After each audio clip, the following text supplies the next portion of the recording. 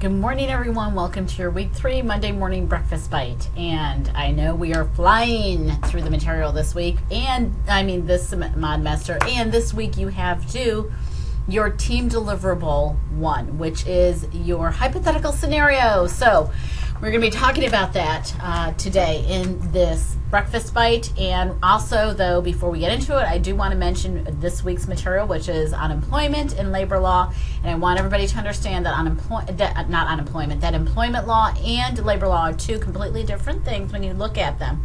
You know, we think it's the workplace, so they're the same thing, but they're not. When we talk about labor law, we're talking about labor unions, we're talking about labor standards, and, you know, when the age at which somebody is allowed to work, the rights of labor unions, the rights of individuals to form a union, to be part of a union, what unions can and cannot do, and things of that nature. The hours that a teenager can work during a work week.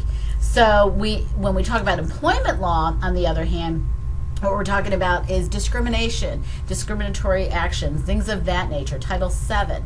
That's what we're talking about when we talk about employment law. So is somebody discriminating against somebody based on age, race, ethnicity, religion, whatever it is? You know, do we have some kind of lawsuit based on that type of action? Hostile work environment, not sexual discrimination, but when somebody is actually sexual harassment, that's the word the terms that I'm looking for. Sexual harassment would fall under employment law. So labor law is separate, but even though it still deals with the workplace, two separate areas of law dealing with the workplace. Now, with that said, I want to go ahead and get into this week's homework assignment. You do have your quiz 2 that is due on Sunday, and then you also have a current event evaluation for your discussion. Now, understand that for your current event evaluation, I did create an evaluation form for you to review and utilize in creating your discussion, but I don't want you to attach the form to the discussion form because that's just more time consuming for other students to open up and look at and read. But use that form as a reference point on the content and the depth of the information that I want you to put in your initial posting of your current event and how you're going to analyze and identify it and discuss it in that initial posting.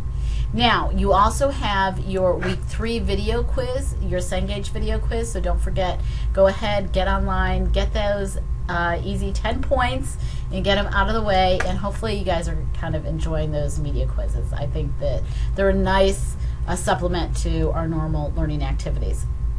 Now, with that said, deliverable 1. Now, for deliverable 1, you are creating a hypothetical situation. I'm going to click into the team materials folder right now, and we're going to look at the project instructions. So what I want you to think about when you are creating or looking at what you want to create for your team scenario, look at the 4 categories. Under the team materials folder, under the instructions, there's 4 categories: employment discrimination, the ADA, which is the Americans with Disabilities Act, hostile work environment, and sexual harassment. Now understand, oftentimes if you have sexual harassment, you may also have a hostile work environment. If somebody's experiencing discrimination in their employment, in their workplace, they're already employed there, but they're experiencing some type of discrimination, you may or may not also have a hostile work environment. It depends on the situation. With a hostile work environment, though, you're usually looking at the overall atmosphere for everyone in the office. So unless it's sexual harassment, it is not generally pinpointed at any one individual. It's usually an overall feel in the workplace, in that department. It doesn't have to be the whole company. It could just be one division, one department, where you just have a bad manager, or just somebody that, for turn of events, something's going wrong in their life and it's not going well and they're taking it out on their employees, whatever the situation. So you're creating this hypothetical scenario. It cannot, under any circumstances, be based on a specific actual event. It is a hypothetical, so it's something that you have to make up. It's pretend. You cannot use real names of real businesses, but that doesn't mean you can't have fun and mimic real businesses and real names and things of that nature. I've had some really unique scenarios come across, and they're fun to look at because you know who they're actually talking about, even though they don't actually spell the name out in the same way. So think about that, because it's a hypothetical scenario. You can't use an actual event, but you can use a combination of events, and you can still make something up based on your experience, your life experience, and things that you've read in the news. You cannot use an actual case that's already been decided, but you can use a combination of different things. Once again, you know, every semester I always get the sexual harassment, of course, but look at the Americans with Disabilities Act. You know, you read that Murad case in the first week. It is prevalent, and you need to have enough information in your tool belt that you are comfortable knowing that you're doing the right thing as an employer, as a business owner, and you're not going to run afoul of the ADA. So if you create a hypothetical, and I've had a couple of those, and those are really interesting too, where you've got an employee with a disability, or somebody that's, you know, applying that has a disability, or somebody maybe that's gotten fired for it, things of that nature. So you need to have some understanding of the law. So you need to understand this week's material before you dive into the hypothetical, because if you try and dive into the hypothetical without understanding this week's material, you may have mishmash, and that means I'm going to return it to you and say you have to revise this, okay? So this is fact specific, so you need to be as detailed as possible.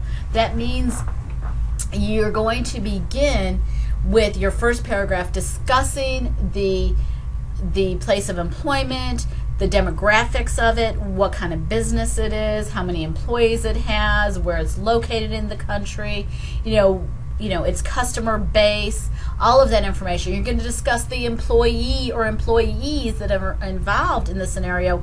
Who are they? What are their ages? How long have they been employed there? Are they female? Are they male? Do they have a family? Do they, you know, whatever it is. Are they educated? Do they have a degree?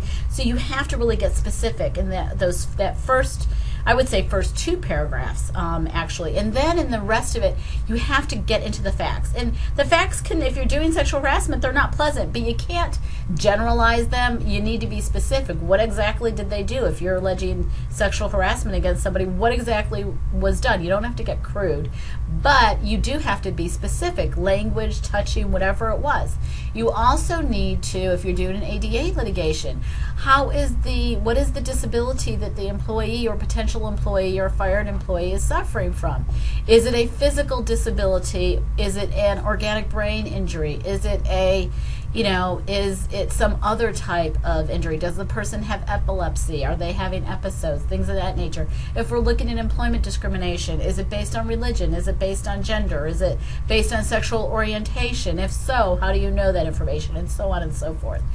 So you do need to get specific. I hope this has given you guidance. You guys, hopefully you know, if you have questions, you can always ask me.